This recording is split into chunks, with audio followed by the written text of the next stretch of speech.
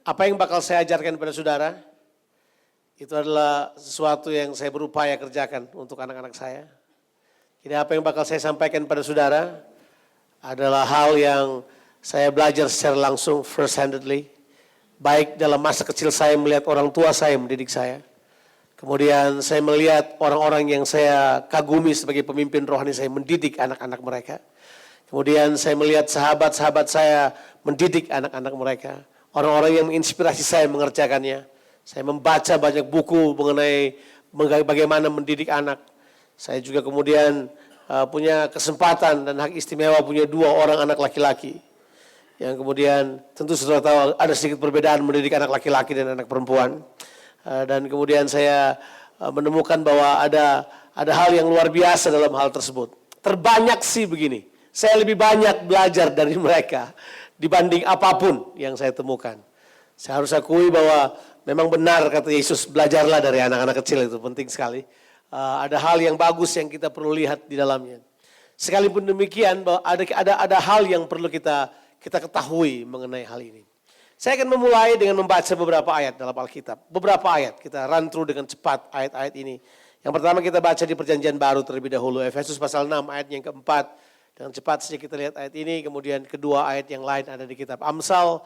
Kemudian kita akan run Efesus pasal 6 ayat yang keempat. Dan kamu bapak-bapak, janganlah bangkitkan amarah di dalam hati anak-anakmu. Tetapi didiklah mereka dalam ajaran dan nasihat. Itu dia kata Tuhan. Didiklah mereka dalam ajaran dan nasihat Tuhan. Kita pindah ke kitab Amsal pasalnya yang ke-22 ayat yang ke-6. Ayat yang sudah biasa sudah ketahui. Didiklah orang muda menurut jalan yang patut baginya. Maka pada masa tuanya pun ia tidak akan menyimpang daripada jalan itu. Terus kemudian Amsal 29 ayatnya yang ke-17 berbunyi sebagai berikut. Didiklah anakmu, maka ia akan memberikan ketentraman kepadamu dan mendatangkan sukacita kepadamu. Wow.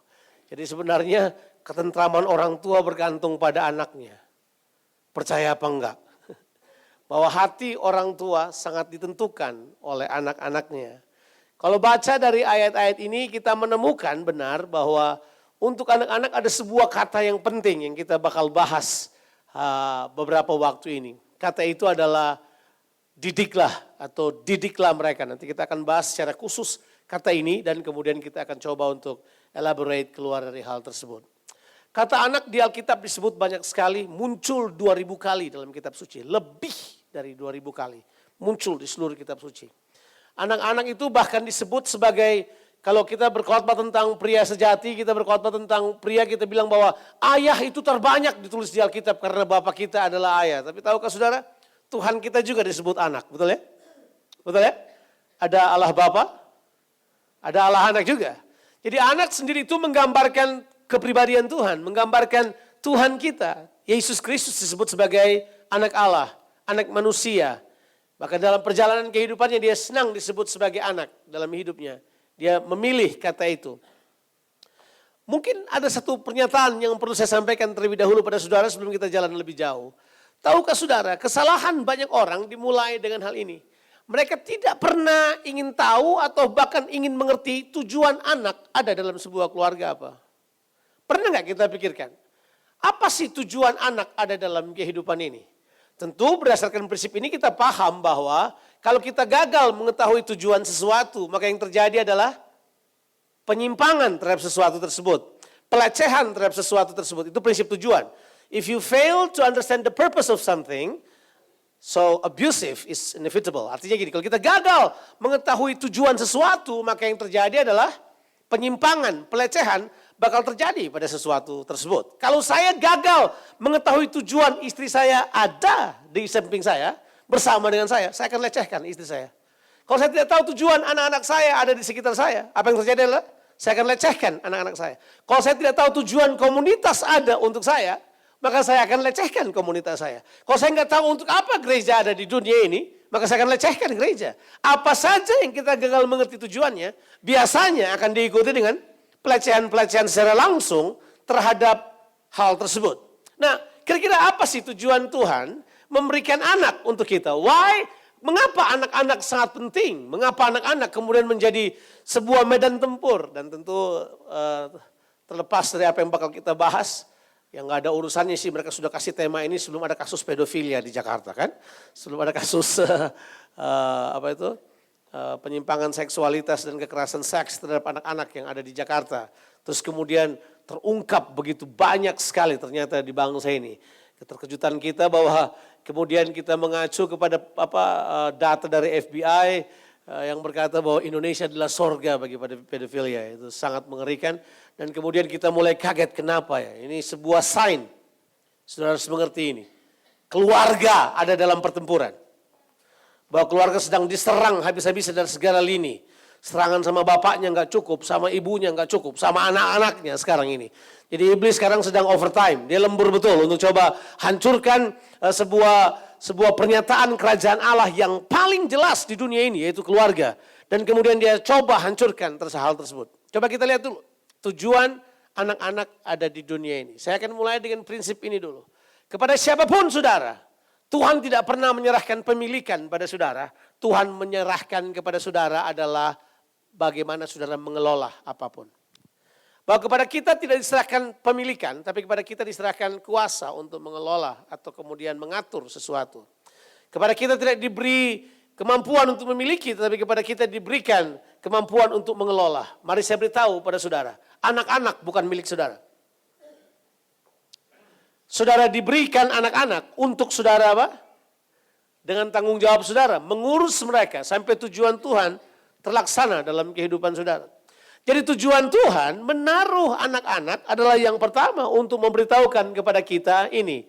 Tuhan butuh keturunan ilahi di dunia ini. Tujuan anak-anak diberikan kepada kita adalah kepada manusia adalah Tuhan butuh keturunan ilahi di dunia ini. Jadi sudah sangat jelas dari awal Tuhan mau sifatnya, Tuhan mau pekerjaannya, Tuhan mau cara kerjanya, itu ketahuan bagi seluruh dunia. Tuhan mau seluruh dunia mengetahui sifat-sifat Tuhan. Lewat siapa? Lewat keturunannya. Anak-anak sebenarnya artinya adalah keturunan. Sudah tahu artinya anak ya? Anak artinya keturunan. Kalau Bapa artinya sumber, saya yakin saudara sudah pernah diajar hal ini. Kalau Bapa artinya sumber, anak artinya diambil dari sumber. Betul ya? So taken from the source. Kapan bapak terpukul, anak-anaknya juga akan ikut terpukul. Kapan sumber diracuni, seluruh yang terambil dari sumber akan teracuni juga. Betul ya?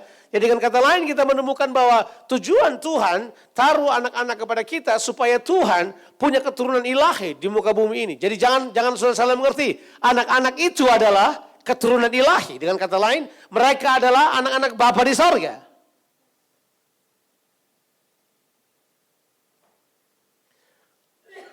Mungkin nggak ada yang pernah kasih tahu saudara itu, atau lupa mereka beritahu.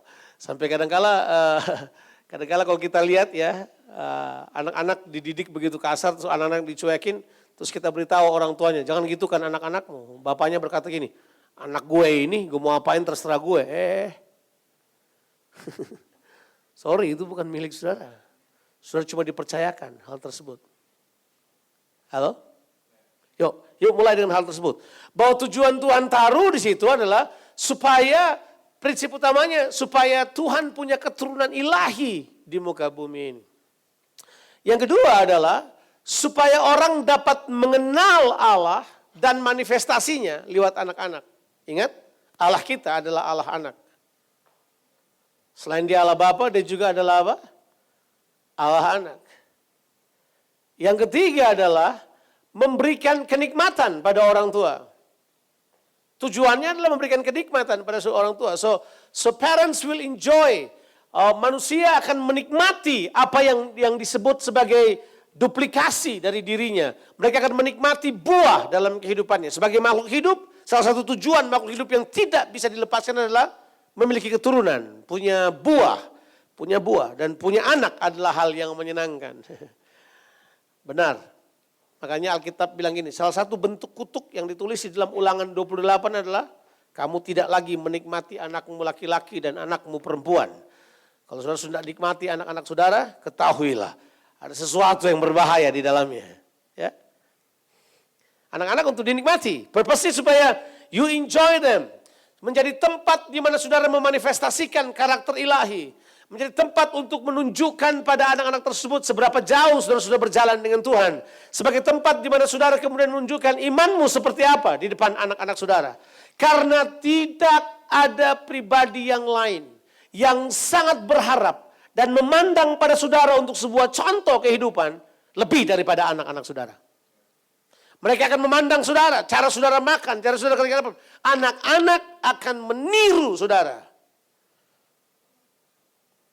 Dalam pelajaran mendidik anak saya selalu bilang pada orang tua, anak-anak kadang-kala sukar mendengarkan saudara. Tapi mereka sudah pasti akan meniru saudara. Yang pertama mengapa mereka gampang meniru saudara? Gen saudara ada dalam mereka. Yang kedua adalah itu yang mereka pandang setiap hari dalam kehidupan ini. Jadi dengan kata lain, anak-anak akan meniru saudara. Jadi kalau kita melihat tujuannya adalah bahwa Bapa mau kita menikmati mereka, supaya kemudian kita bisa enjoy sesuatu sama seperti Tuhan menikmati anak di sorga. Tuhan mau kita manusia menikmati anak kita di muka bumi ini. Halo? As the Father enjoy the Son in eternity. Seperti Bapa menikmati anak dalam kekekalan. Demikian juga Bapa mau kita menikmati anak-anak kita selama kita ada di dunia ini. Oke, saya tidak akan tambah lagi, tujuan itu saya kira sudah cukup buat saudara. Tapi prinsip utama, tujuan ini memberikan kepada kita tanggung jawab. Memberikan kepada kita tanggung jawab. Apa pandangan Alkitab tentang anak-anak? Yang pertama, anak-anak adalah warisan. Mazmur 127 ayat 3-5, betul ya? Terjemahan Indonesia bilang pusaka. Children are the inheritance from the Lord. Anak-anak adalah pusaka Tuhan. Mazmur 127 ayat 3-5. Kemudian tentu saudara paham di ayat yang sama. Anak-anak adalah seperti anak panah di tangan para pahlawan. Tuhan cuma bilang secara langsung begini, orang tua kamu tuh pahlawan. Yang ketiga, anak-anak seperti tunas pohon zaitun. Tunas berbicara tentang kekuatan multiplikasi. Tunas berbicara tentang kemampuan untuk bertumbuh di masa sukar. Tunas berbicara banyak hal dalam kehidupan ini. Itulah anak-anak. Anak-anak juga merupakan upah dari Tuhan. Mazmur 127 juga sudah bisa baca hal tersebut. Kalau tunas pohon zaitun, Mazmur 128 ayatnya ketiga. Tapi anak-anak adalah mahkota. Anak-anak adalah seperti kemuliaan buat orang tua mereka. Salah satu yang Tuhan buat kepada manusia, yang paling berharga yang Allah berikan kepada manusia adalah mereka melahirkan anak.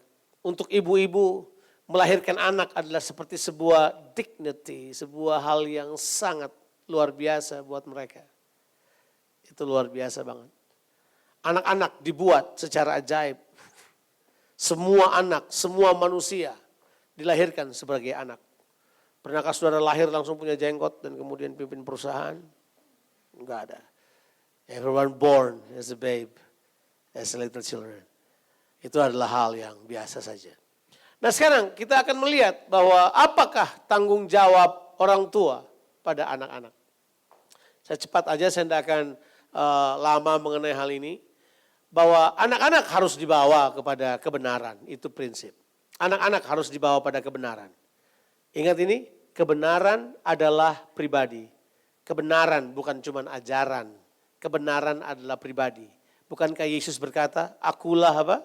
Jalan, kebenaran, dan kehidupan. Seharusnya baca gini, akulah jalan, akulah kebenaran, akulah kehidupan. Jadi kita harus bawa mereka kepada Yesus. Bahkan di dalam ayat-ayat firman Tuhan, anak-anak Ibrani, anak-anak Israel dipersembahkan kepada Tuhan selagi mereka masih kecil. Usia 8 hari, mereka kemudian dipersembahkan kepada Tuhan. Itu adalah hal yang merupakan praktek iman dari mereka, bahwa memang anak-anak ini adalah milik Tuhan. Betul ya? Dipersembahkan kepada Tuhan. Pada bait Allah. Ya itu jelas. Pada umur 8 hari mereka dibawa seperti itu, umur 12 hari lagi. Waktu mereka mau beralih dari masa anak kepada masa akil balik. Mereka dibawa lagi, yang namanya bar mitzvah itu. Mereka dibawa lagi di hadapan bait Allah untuk kemudian dipersembahkan lagi kepada Tuhan. Anak-anak harus dibawa kepada Yesus, itu prinsip yang pertama. Prinsip yang kedua adalah anak-anak harus diajar firman Tuhan. Harus. Anak-anak harus diajar firman Tuhan. Nah sekarang kalau sudah tanya pada saya, siapakah yang harus mengajarkannya? Jawabannya adalah orang tua. Bukan guru sekolah minggu, bukan pendeta. Jadi harusnya siapa? Orang tua yang harus mengajar firman Tuhan. Itulah sebabnya orang tua punya tanggung jawab untuk belajar firman Tuhan. Maafkan, mungkin saudara tidak terlalu tertarik dengan apa yang saya katakan. Tapi saya harus bilang buat saudara, ini adalah perintah apostolik sebenarnya. Orang tua harus didik anaknya. Orang tua harus ajar mereka pertama mengenal firman Tuhan. Makanya orang tua, belajarlah firman Tuhan. Harus. No option. Nggak ada pilihan lain. Kecuali saudara mau dengan mudah melepaskan tanggung jawab saudara. Tanggung jawab tertinggi dari seorang ayah yang dapat dia wariskan kepada anak-anaknya adalah iman dan kebenaran firman Tuhan yang dia telah hidupi dalam kehidupan ini. Saya tahu saya tidak bakal tinggalkan harta banyak buat anak-anak saya. Tapi yang saya tahu saya telah meninggalkan kepada mereka iman dan teladan berjalan bersama dengan Tuhan. Saya telah meninggalkan kepada mereka bagaimana berharap pada Tuhan di masa sukar. Dan saya bangga sekali. Saya tidak malu waktu saya dan anak-anak kemudian ada dalam kesulitan ekonomi. Saya tidak malu saya dengan anak-anak dalam kesulitan apapun. Sebab di situ mereka akan lihat siapa Bapa mereka. Bagaimana Bapaknya hidup di hadapan Tuhan. Bagaimana Bapaknya implikasikan firman Tuhan dalam kehidupannya. Itu menurut saya adalah waktu terbaik untuk mendidik mereka. Berkali-kali istri saya harus panggil mereka dan berkata begini, kami belum siap bayar uang sekolahmu, bukan karena apa-apa, Tuhan belum kirim uangnya. Oh gitu ya, Tuhan kirim uang buat kita ya. Tapi again, mereka meminta apa saja mereka minta. Selalu kita beritahu buat mereka, you pray. Pray lagi, you pray. Kamu berdoa, Alkitab ajarkan, mintalah, berdoalah. Kamu tidak mendapatkan apa-apa karena kamu tidak berdoa, so berdoalah. So we train people, kita ajar mereka. Karena mereka harus diajar kebenaran firman Tuhan. Nah, ini prinsip. Saya pakai sekarang kata yang ketiga. Mereka bukan cuma diajar, mereka harus dikoreksi. Itu kata penting. Bilang dulu koreksi. Mengapa kita perlu koreksi anak-anak? Sebab saya beritahu buat saudara, ini hukum semua manusia. Manusia terlahir dalam dosa. Dan dalam dosa ada pemberontakan. Dan dalam pemberontakan ada kebodohan. Saya ulangi lagi. Manusia terlahir di dalam dosa. Di dalam dosa ada pemberontakan. Dalam pemberontakan ada kebodohan. So everyone basically born with foolishness. Semua orang lahir ke dunia ini dengan kebodohan. Ada kebodohan dalam diri seorang anak? Ada. Kebodohan bisa punya 3 arti. Yang pertama, kebodohan bisa punya arti tidak berhikmat. Yang kedua bisa punya arti kurang informasi dalam kehidupan. Uji anak-anak adalah hal bisa mengalami hal yang kedua. Tetapi yang ketiga adalah kebodohan sebenarnya semata-mata karena tidak bertumbuh secara sehat di dalam mentalitas dan spiritual. Anak-anak perlu bertumbuh ke arah itu. Makanya anak-anak perlu dilatih, dikoreksi. Alkitab bilang pada kita kebodohan adalah ikatan dalam diri seorang anak. It's there, ada dalam diri anak-anak. Amsal 22 ayat yang ke-15. Catat saya ayatnya kalau sudah perlu baca. Amsal 22 ayat yang ke-15, pasalnya yang ke-23 ayat 13 dan 14. Itu perlu sekali kita taruh dalam kehidupan kita. Bahwa ada ini. Ada kebodohan dalam diri mereka. Oh mereka cute, mereka kelihatan kayak malaikat waktu mereka kecil. Mereka lucu, mereka menyenangkan. Tapi ada kebodohan di baliknya yang saudara harus urus. Kapan saudara gagal mengurus kebodohan mereka, di depan saudara bakal berbahaya. Ini dia nih. Kebodohan yang tertinggal dalam hati anak-anak akan menghasilkan kesombongan di masa yang akan datang. Kesombongan itu adalah sukar ditegur, sukar diberitahu jalan kehidupan, sukar terbuka kepada teguran dan kebenaran, dan itu adalah hal yang paling berat. Koreksi itu perlu. Saudara kalau gagal koreksi berbahaya banget. Saudara akan bangun tiang, apakah tiang kesombongan atau tiang koreksi? Pilihan kita harus ada. Mau bangun kesombongan dalam diri anak-anak kita? Jelas. Jelas. Tidak cerita siapa-siapa. Tapi hari-hari ini di depan mata kita sedang dipertontonkan. Hamba Tuhan pun kalau tidak koreksi anaknya. Berbahaya. Imam Eli, pernah tahu seorang yang bernama Imam Eli? Imam Eli punya 2 anak. Karena mereka adalah sistem keimamatan family, maka anaknya serta-merta langsung menjadi imam juga. Dia punya 2 orang anak namanya apa? Hofni dan Pinehas. 2 orang anak. Alkitab berkata begini, Eli gagal karena tidak pernah mengkoreksi anaknya sekalipun mereka salah. Inconsistency in correcting your children will produce heart generation. Kalau kita gagal secara konsisten mengkoreksi anak-anak kita, maka yang terjadi kita akan menghasilkan generasi yang kasar, yang keras, yang sukar diubah hatinya. Itu bakal berat di masa yang akan datang. Dan itu akan menghasilkan kesombongan. Kesombongan dan kebodohan akan menghancurkan anak kita pada waktunya. Dia akan membawa pertengkaran, membawa perselisihan. Dia akan merendahkan hidupnya. Paling akhir dia akan membawa malu pada dirinya sendiri, kepada orang tuanya, dan membawa malu bagi kerajaan Allah. Anak-anak perlu dikoreksi, mereka perlu dididik. Nah, kemudian yang berikut adalah anak-anak perlu dilatih. Nah, ini saya akan ambil waktu beberapa saat ini hanya untuk jelaskan hal ini. Saya berharap ini bisa menolong saudara. Anak-anak perlu dilatih, bukan cuma diajar informasi. Mereka perlu dilatih. Arti daripada pelatihan itu, ini Amsal 22 ayat yang ke-6. Kalau boleh taruh saja screen-nya di depan, Amsal 22 ayatnya yang ke-6. Anak-anak harus dilatih, itu betul sekali. Ya, anak-anak perlu dilatih. Arti dari dilatih atau pelatihan ini adalah membentuk karakter dengan disiplin. Arti dilatih sebenarnya punya pengertian apa? Membentuk apa? Membentuk karakter dengan disiplin. Jadi karakter hanya bisa terbentuk lewat disiplin. Kapan disiplin tidak ada karakter yang terbentuk. Jangankan anak-anak, kita orang tua pun masih perlu didisiplin, betul gak? Saya sadar, nobody live above discipline. Gak ada orang yang hidup di atas disiplin. Kita semua perlu disiplin.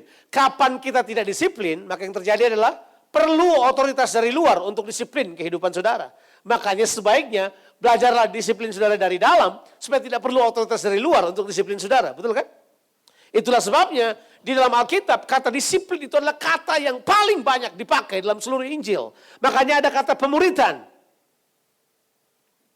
Karena disiplin memang adalah membentuk karakter dengan disiplin. Menyiapkan seseorang untuk kontes. So you prepare someone. Saya suka visi gereja saudara, menyiapkan umat yang layak bagi Tuhan. Setiap kali kita mempersiapkan sesuatu, maka prinsip utamanya adalah disiplin perlu ditegakkan. Harus ada disiplin. Jangan jadi gereja yang tidak punya disiplin. Jangan jadi keluarga yang tidak punya disiplin. Ya kan kita kan mau kelihatan, kadang-kadang kita bapak-bapak mau kelihatan keren. Oh enggak, kita oke aja, free aja, sembarangan aja. Enggak, di rumah ada disiplin dong. Halo? Di gereja ada disiplin. Di community ada disiplin. Sudah bekerja ada disiplin. In every aspect of life, discipline is needed. Disiplin dibutuhkan sekali supaya kemudian kita berkembang. Tanpa disiplin tidak akan ada pertumbuhan. Tanpa disiplin tidak akan ada karakter yang berkembang. Tidak akan ada. Makanya kita perlu untuk kemudian latih mereka. Kata terjemahan bahasa Inggris tadi didik. Terjemahan lain bilang train your children. Train your children. Latih mereka. Biasakan pelatihan kita buat dengan mereka. Saya ingat waktu kami baru pindah ke Australia. Ini cuma cerita aja, some little stupid things, tapi ya lucu sih, ya lucu. Kan tentu sudah tahu dong, orang yang tidak terbiasa pergi ke luar negeri atau juga sudah terbiasa pergi ke luar negeri, kadang-kala sukar melepaskan kebiasaan rutin mereka kan. Ya, kita di Indonesia kan kalau habis buang air besar kita perlu air. Iya kan? Terus biasanya model kloset kita berbeda, ya kan? Biasanya zaman sekarang baru semua rumah klosetnya sudah seat closet gitu ya. Sudah duduknya toiletnya sudah seperti itu. Zaman dahulu enggak, itu jongkok gitu kan. Beberapa orang gali sendiri. Di beberapa daerah mengizinkan babi sebagai makanan babi. Mereka tinggalkan warisan mereka buat babi mereka. I don't laugh about it, everywhere mereka punya dealing tersendiri mengenai hal tersebut. Tetapi kan kalau kita pindah sebuah itu, nah saya ingat banget. Pertama saya datang ke Australia, which is tahun 88, 89. Saya pergi ke Australia, sampai di sana, hal pertama yang mereka ajarkan kepada saya, toilet training.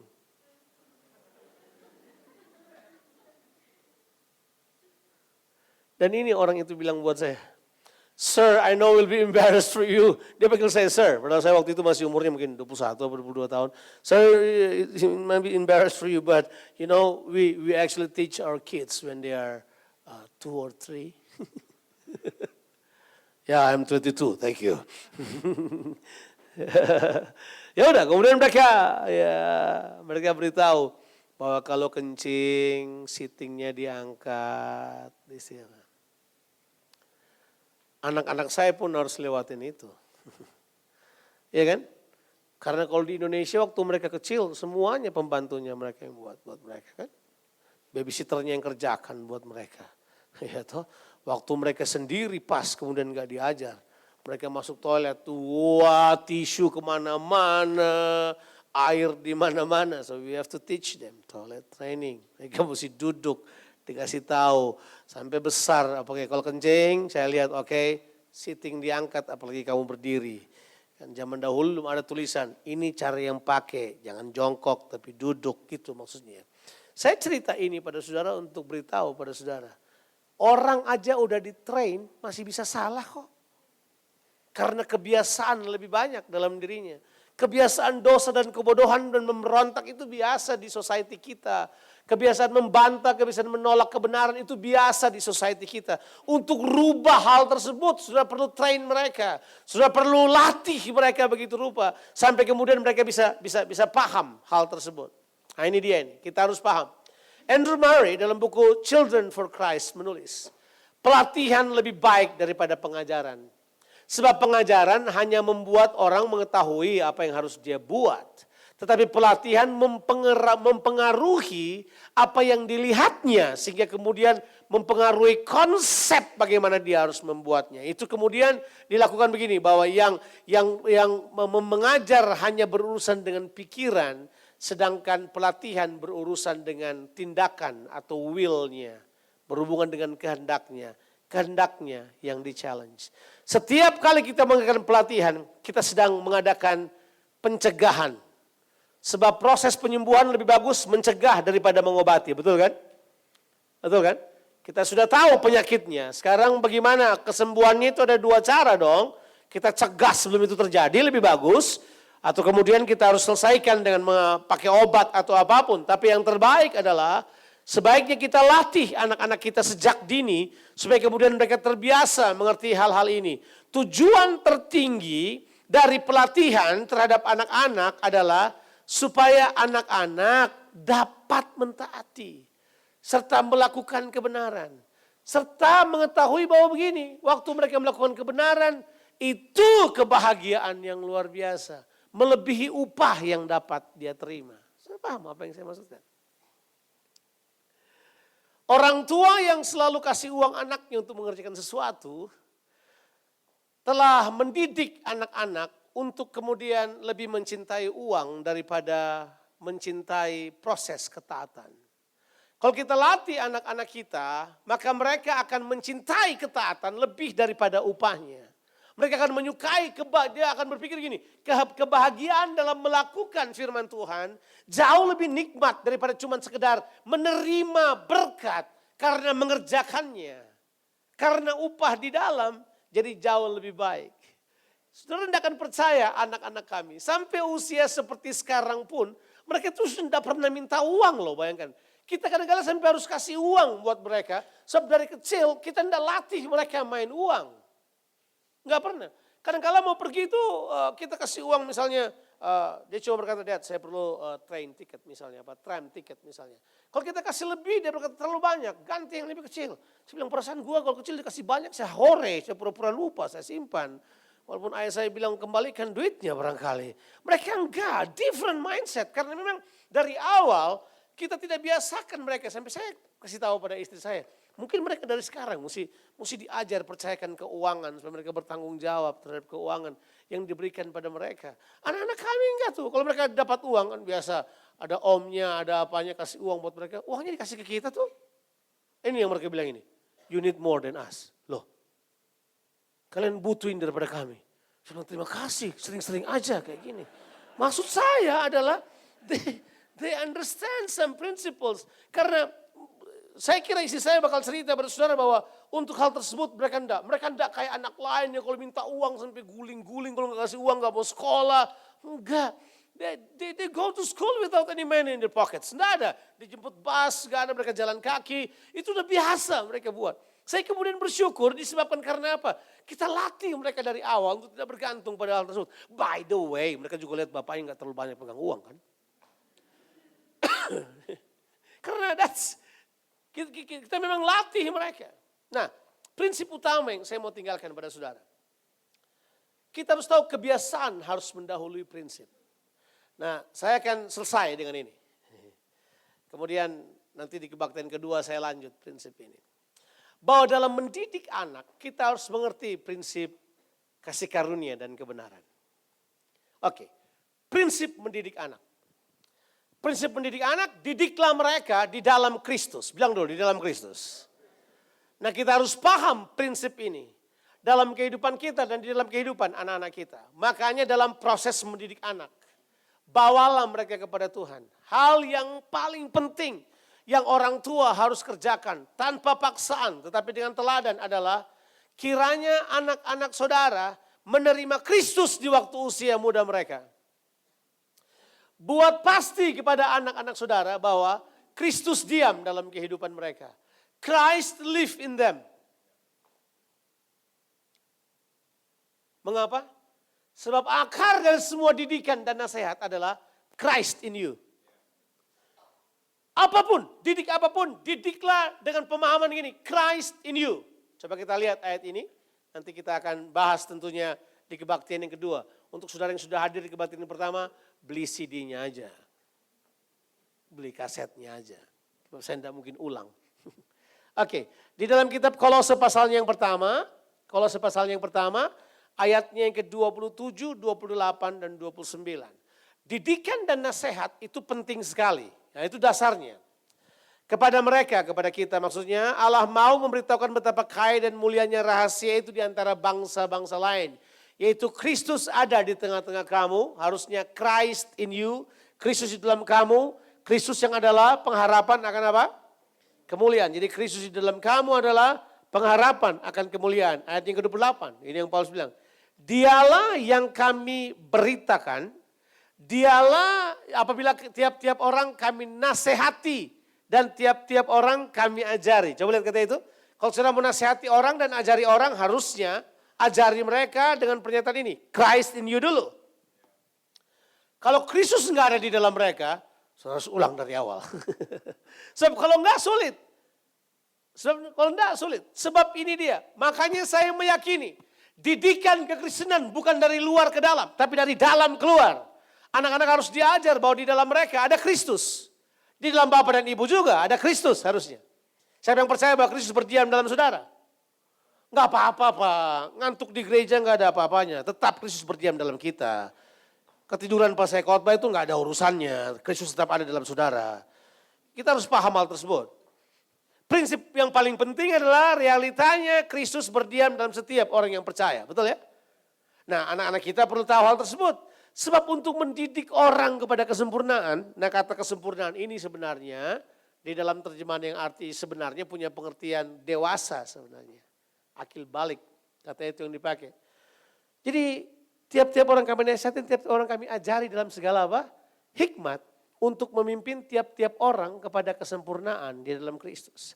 Berarti kalau kita didik orang, kita harus menggunakan kata ini, di dalam Kristus. Ada apa di dalam Kristus? Nah, ternyata kemudian saya paham. Menurut Injil Yohanes pasalnya yang pertama, ayatnya yang ke-17. Coba kita baca ayatnya dulu. Makanya kata ini perlu seimbang. Sebab hukum Taurat diberikan oleh Musa. Tetapi apa? Kasih karunia dan kebenaran datang oleh Yesus Kristus. Berarti di dalam Kristus ada apa? Kasih karunia dan apa? Kebenaran. Bilang dulu. Kasih karunia. Kebenaran. Oke, kita harus seimbang di antara keduanya. Bandulannya harus sama. Sebab kalau kita kemudian cuman ikuti pengajaran masa kini kasih karunia, toh bisa tersesat kita. Kebenaran terus juga tanpa kasih karunia bisa tersesat saudara. Contoh yang paling bagus adalah bandulannya ke sebelah kiri atau ke sebelah kanan terlalu tinggi truthnya, enggak ada kasih karunianya, itu berubah jadi Farisi kita. Kita terlalu keras, bikin peraturan di atasnya. Bisa berubah menjadi legalistik, bisa kemudian berubah disiplin yang tanpa arah. Bisa keras cuma untuk melukai, nggak bisa begitu. Tapi kalau pandulannya cuma ke arah kasih karunia aja, kita bisa lemah secara karakter. Kita kemudian terlalu lemah untuk diri kita sendiri. Tidak punya kehendak untuk bertumbuh. Makanya kebanyakan orang yang terlalu kasih karunia, pertumbuhannya bakal kurang. Sangat menikmati, cuma nggak bertumbuh. Seperti baby. Nah, let's see. Coba kita lihat dulu. Waktu Yesus menyatakan dirinya lewat firman, coba kita baca ayatnya. Pasalnya yang Yohanes pasal yang pertama, ayat yang ke-14. Apa yang kita lihat? Bilang dulu, lihat. Jadi sebenarnya kasih karunia dan kebenaran itu terlihat. Bilang dulu, terlihat. Jadi it's visible to your eyes. Coba kita baca. Firman itu telah menjadi manusia dan diam di antara kita. Dan kita telah apa? Melihat kemuliaannya. Yaitu kemuliaan yang diberikan kepadanya sebagai anak tunggal Bapa. Penuh apa? Kasih karunia dan apa? Kebenaran. Harusnya bacanya gini, penuh kasih karunia dan penuh kebenaran. Bacanya mesti gitu. Jangan sampai, oh kasih karunia yang penuh, kebenaran tidak perlu penuh. Nggak bisa. Kebenaran yang tidak penuh adalah dusta yang separuh. You have to be careful. Nah, makanya saudara kemudian harus mengetahui mendidik anak. Harus ada pada posisi yang seimbang antara kebenaran dan kasih karunia. Kebenaran akan merupakan prinsip, firman, petunjuk, dasar, filosofi, pengertian. Itu semua ada di kebenaran. Tetapi kasih karunia lebih kepada yang tadi itu. Kemampuan untuk training, bertahan dalam kesulitan, keputusan-keputusan yang berat yang kita hadapi. Itu semua ada pada apa? Kasih karunia. Sebab kasih karunia adalah penempatan kemampuan. Nah, mari saya beritahu pada saudara. Kalau orang terbiasa didisiplin dalam kasih karunia, ternyata kasih karunia itu mendisiplin. Kasih karunia itu mendisiplin. Bilang dulu, kasih karunia mendisiplin. Ajaran masa kini perlu dikoreksi yang berkata kasih karunia melakukan apa aja. Mari saya beritahu pada saudara. Kasih karunia memampukan saudara untuk mengerjakan tanggung jawab saudara. Kasih karunia tidak mengambil tanggung jawab saudara sehingga saudara kemudian tidak mengerjakan apa-apa. Nah, kita perlu pahami hal ini. Nah, yuk kita baca satu ayat yang populer tentang kasih karunia in closing. Saya akan selesai di sini. Di dalam kitab Titus pasalnya yang kedua, ayatnya yang ke-11 sampai ayatnya yang ke-14. Titus pasalnya yang kedua, ayatnya yang ke-11 sampai ayatnya yang ke-14. Mungkin saya baca cuma sampai ayatnya yang ke-12 saja. Karena kasih karunia Allah yang menyelamatkan semua manusia sudah nyata. Sudah nyata. Itu terjemahannya sudah kelihatan, betul kan? Udah dibilang kok tadi di Yohanes pasal 1 ayat 14. Sudah nyata, so it's seen, tangible, kelihatan, dapat dilihat, oke? Ayat yang ke-12, ia mendidik, kata ia itu tidak menunjuk kepada Tuhan, tapi menunjuk kepada kasih karunia itu sendiri. Berarti kasih karunia itu sendiri merupakan sebuah perangkat pendidikan sebenarnya. Nah, kata didikan di sini saya sudah cek bahasa aslinya, itu punya dari kata padeio itu. Padeio itu punya pengertian chastening, dicambuk, dihajar, didisiplin sebenarnya. Kata mendidik itu punya pengertian apa? Didisiplin. Jadi ternyata kasih karunia mendisiplin kita. Itu dia yang kemudian saya temukan bahwa memang dari awal anak-anak harus diajar. Kasih karunia mendisiplin kita supaya kita meninggalkan kefasikan, keinginan-keinginan duniawi. Supaya kita hidup bijaksana, adil dan beribadah di dalam dunia sekarang ini. Jadi dengan jelas kita menemukan bahwa keseimbangan antara kasih karunia dan kebenaran harus berjalan bersama. Sebab kasih karunia memang mendidik. Kasih karunia melatih. Kasih karunia, ini saya pakai bahasa ini, menghajar. Bilang dulu menghajar. Bukan mengajar, beda sama mengha. Mengha ada implikasinya, bisa ada implikasi cambuk, bisa rotan, tongkat kasih atau apapun bentuknya, tetapi implikasi itu ada. Kasih karunia mendidik kita. Nah,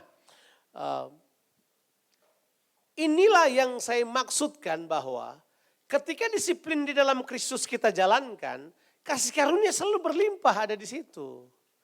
Disiplin itu penting. Kalau saudara dalam kekristenan saudara didisiplin oleh pemimpin rohani, itu adalah hal yang baik. Tapi gereja masa kini saja tidak mengerti disiplin. Bagaimana mereka mau disiplin anak mereka? Disiplin sekarang merupakan kata yang asing. Orang terlalu mau kerjakan menurut maunya sendiri. Kita perlu kembali kepada pengajaran firman Tuhan. Kemudian mengerjakannya dalam kehidupan kita kembali. Disiplin. Disiplin anak-anak kita. Nah, pengertian disiplin itu harus diikuti dengan kasih kan. Disiplin harus dasarnya kasih, ya kan. Kalau mereka bersalah pengampunan ada tapi disiplin tetap dijalankan. Saya tidak akan disiplin anak saya karena marah. Tidak. Saya tidak akan disiplin anak saya karena marah. Tidak. Saya disiplin anak saya karena saya mengasihi. Kalau saya lagi marah, saya tunda disiplinnya. Kalau saya lagi marah, jadi jangan lagi marah ngomong sama anak kita. Kalau kita pas lagi marah ngomong sama anak kita, udah nggak ada unsur kasihnya. Yang keluar kebun binatang lah, kita kutuk mereka, kita kutuk keluarga kita sendiri. Dan makanya begini, disiplin tidak boleh didasarkan karena kemarahan. Never, don't even try. You kill yourself. Jadi jangan coba-coba mendisiplin dengan kemarahan. Nah, kebanyakan orang tua itu cuma karena marah aja dia hukum anaknya. Enggak. Disiplin bukanlah penghukuman. Disiplin adalah pernyataan kasih untuk koreksi. Nah, put it into perspective. Saya tidak disiplin orang cuma karena error. Saya disiplin anak-anak saya karena sikap. Disiplinlah sikapnya, bukan cuma errornya. Sebab kalau error manusia bisa error. Contoh kalau error tuh gini. Misalnya saya suruh anak saya, JC atau BJ, tolong ambilkan kopinya papa di atas meja, bawa ke meja ini. Waktu dia jalan mungkin terlalu excited, dia kesandung, kopinya jatuh, kemudian kepercik ke saya. Itu misalnya. Kebanyakan orang tua, dia disiplin anaknya. Dia berkata perkataan yang kasar kah, dia gamparin kah, dia kerjakan apapun. Kalau error kayak begitu, enggak perlu didisiplin. Itu kita cuma bantu dia, bereskan, dirapiin, kemudian bilang next time kalau angkat hati-hati. Itu error. Tapi kemudian kalau saya suruh, kemudian dengan sengaja dia berkata, nggak mau, kalau mau ambil sendiri. Itu saya harus disiplin. Karena itu bukan error, itu dia sedang memanifestasikan sikap pemberontakan. Atau saya berkata, sambil bawa tapi berkata, memang bapak-bapak udah tua gak bisa jalan sendiri. Itu saya disiplin. Karena itu dia sikapnya menghina orang tuanya. Atau yang saya didatang kemudian dia siram kopi sebenarnya. Aku baptisan kau udah minum sama bapak. Itu saya disiplin. Karena dia menunjukkan sikap yang tidak hormat dan kurang ajar. Nah, terbanyak dari kita disiplin hal yang aneh. Anak saya celupkan handphone istri saya itu banyak sekali ke dalam kopi, ke dalam teh. Karena dia pikir perlu dicuci. Jadi satu kali, iya kita pulang kenapa handphone gak bunyi. Anak saya dengan tenang berkata, saya habis cuci tadi Dad, saya rendam dalam air. Kemudian saya sadar bahwa kadang-kadang mereka punya niat baik. Kalau tidak diarahkan dengan baik, itu bisa berbahaya untuk kehidupan ini. Nah, prinsip utamanya adalah selalu disiplin sikap, bukan cuma kesalahan. Mari saya beritahu pada saudara, Tuhan kita juga tidak cari-cari salah kok. Kesalahan yang dicari pasti dapat. Gitu aja. Makanya bukan cari kesalahannya. When it reveals, and then kita disiplin mereka. Kemudian kita ajari mereka. Pokoknya begini, disiplin bukan karena kesalahannya saja, tapi disiplin karena sikap. Sikap lebih berbahaya. Sikap dapat termanifestasi dalam sejuta kesalahan. Paham maksudnya? Kalau sikapnya sudah salah, dengar ini. Misalnya sikapnya salah terhadap pemilikannya. Satu saat apa saja yang dia miliki bakal salah semua sikapnya. Dalam keuangan dia bisa korupsi karena sikap dapat memanifestasikan apa saja. Sikap kan itu sumber bagaimana kita bertindak satu ketika, bukan? Makanya disiplin sikapnya bukan cuma sekedar kesalahan yang dia buat. Dan selalu begini, begitu disiplin anak-anak kita. Beritahu dulu kesalahannya baru didisiplin. Bahkan ajar mereka sampai, kalau saya tanya pada anak saya, Kamu perlu didisiplin nggak? Dia sudah tahu, ya saya salah. Saya siap untuk didisiplin. Baru saya disiplin. Ini kita enggak, kita hajar dulu.